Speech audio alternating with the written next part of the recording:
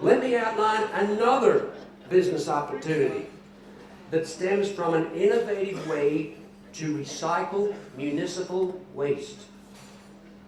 And I'm sure you recognize opportunity when you see it. This is a juvenile Bolivian rainforest worm. And when it is fully grown, it will be over 10 feet long. This worm is asleep now. Be over 10 feet long when it's fully grown. Basically, they are large tropical earthworms, and like all earthworms, they are hermaphrodites, which means each worm has both male and female reproductive organs.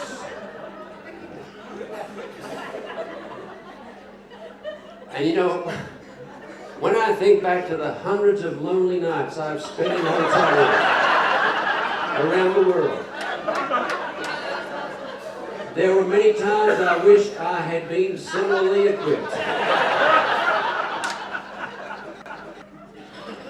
I can see a day when every farm and business throughout your region has its own huge worm farm, home to millions of revenue-generating gourmet worms.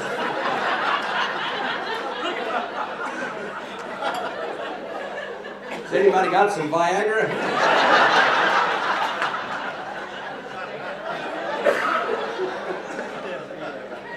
I think it's waking up.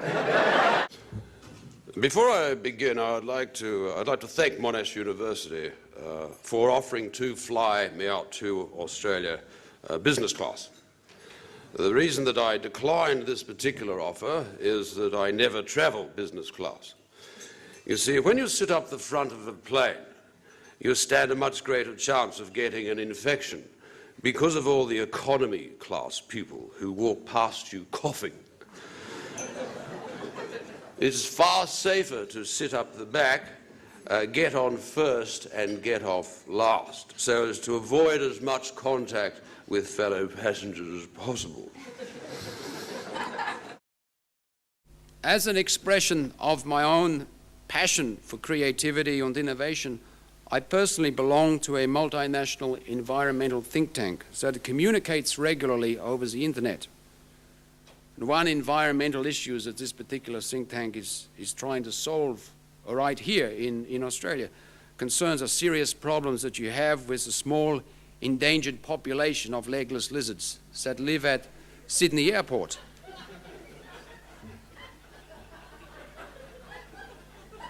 The Sydney Airport legless lizards that are most endangered are those males that live on one side of the runway, but who have a girlfriend who lives on the other side of the runway.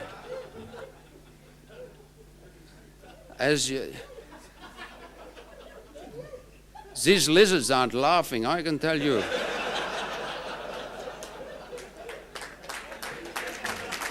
But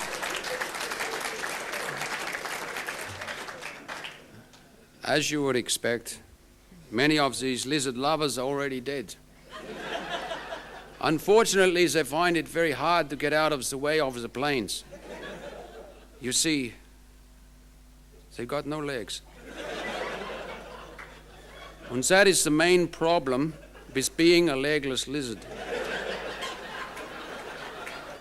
Now, before I introduce you to our fantastic new product, I would just like to give you some insight into why I am here in Australia. To begin with, in a few days, I will be participating in a senior management think tank for Coca-Cola Amatil.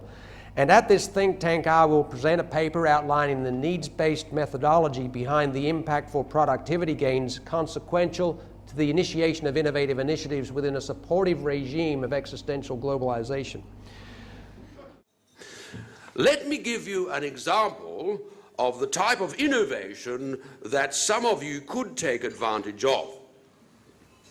In the area of manufacturing, I am very much in favour of an approach called biomimicry, whereby manufacturing processes are modelled on nature's low temperature low-pressure assembly techniques. You see, many of nature's products rival anything man-made. For example, spiders make silk, which is as strong as Kevlar but much tougher, from digested crickets and flies, without needing boiling sulfuric acid and high-pressure extruders. And the abalone makes an inner shell twice as tough as ceramics. An amazing achievement for such a basic animal. No doubt many of you here are aware that the abalone is a simple marine gastropod mollusk, and as such has no obvious brain structure, a characteristic it shares with many members of the British government.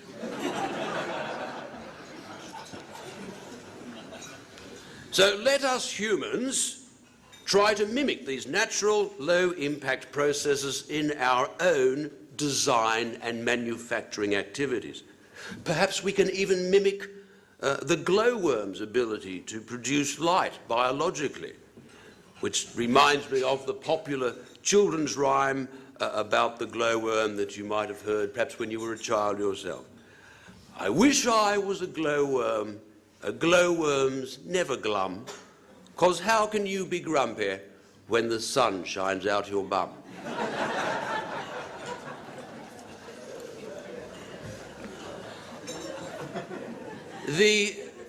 The key to success is innovation, and innovation is essential to deal with change. And change is making it harder for people to do business. For example, in the United States, there are now additional penalties for businesses who rip off the elderly, up to an extra 10 years in jail for ripping off people over 55. Now, for many businesses, this type of legislation is dampening their prospects for growth and forcing them to work much harder at ripping off people under 55. But Breakfast in Bed's main discovery concerns the healing powers of the Llama Call. And just in case a potentially life-threatening disease is lurking inside any of you good people in our audience this evening, I would now like to demonstrate the Llama Call so that you too may benefit from its power.